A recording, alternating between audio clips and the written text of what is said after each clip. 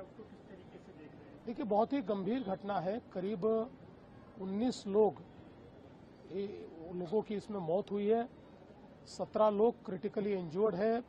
बहुत बड़े पैमाने पर उनको वे जले हुए हैं, उनको है, बर्न इंजरी उनको है और यहाँ ऑरेंज सिटी हॉस्पिटल में अभी उनका इलाज चल रहा है। जो भी लेटेस्ट प्रोटोकॉल्स है वो बहुत तेजी के साथ ऑरेंज सिटी हॉस्पिटल ने उनको उपलब्ध कराए हैं और हम अपेक्षा रखते हैं कि उनकी रिकवरी होगी। थोड़ा समय लगेगा लेकिन उनकी रिकवरी होगी। अभी इस केस में पुलिस ने भी एफआईआर दाखिल किया है। करीब 21 लोगों पर एफआईआर है, उसमें से 11 लोगों को अरेस्ट किया है। मैनेजिंग डायरेक्टर को भी अरेस्ट किया हुआ है। कुछ लोग फरार है, उनको भी ढूंढकर अरेस्ट किया जाएगा। साथ साथ जो हताहत हुए, जिनकी मौत हुई है, उनको कंपनी की ओर से 75 लाख रुपया कंपेंसेशन दिया गया है। 5 लाख रुपया हमने सीएम फंड से दिया है। 2 लाख रुपया प्रधानमंत्री जी ने पीएम फंड से उनको दिया हुआ है। जो इंजर्ड है उनको 25 लाख रुपया कंपनी की ओर से दिया जा रहा है और उन सभी का इलाज हो, इसकी ओर हम लोग भी पूरे तरीके से ध्यान रखेंगे। जहां तक इस हादसे का सवाल है तो इससे कई प्रश्न तैयार हो रहे हैं। चूंकि इसको रेगुलेट करने वाले जो नियम है ये 2008 के नियम है और आज 2026 में हम लोगों ने देखा है कि पिछले कुछ सालों में टेक्नोलॉजी काफी बदली है।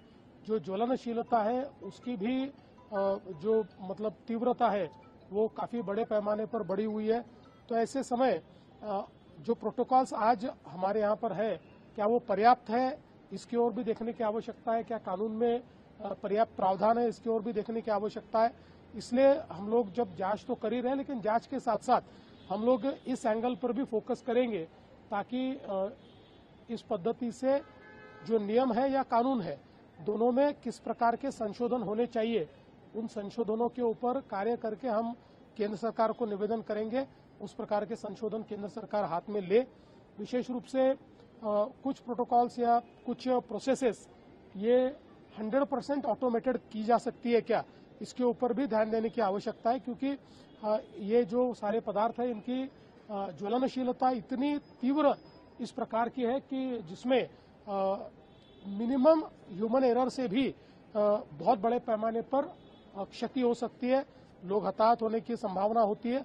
इसलिए इसके कुछ प्रोसेसेस अगर ऑटोमेट हो पाए तो शायद इस प्रकार की जो घटनाएं हैं उन घटनाओं को हम लोग कम कर पाएंगे।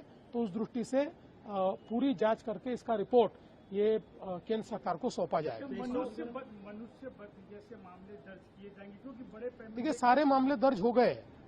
आप अगर देखेंगे तो जिस प्रकार की यहाँ पर एफआईआर किया गया है उसमें जो तीव्र से तीव्र इस प्रकार के उनके ऊपर हम लोग चार्जेस लगा सकते थे वो लगाए हुए।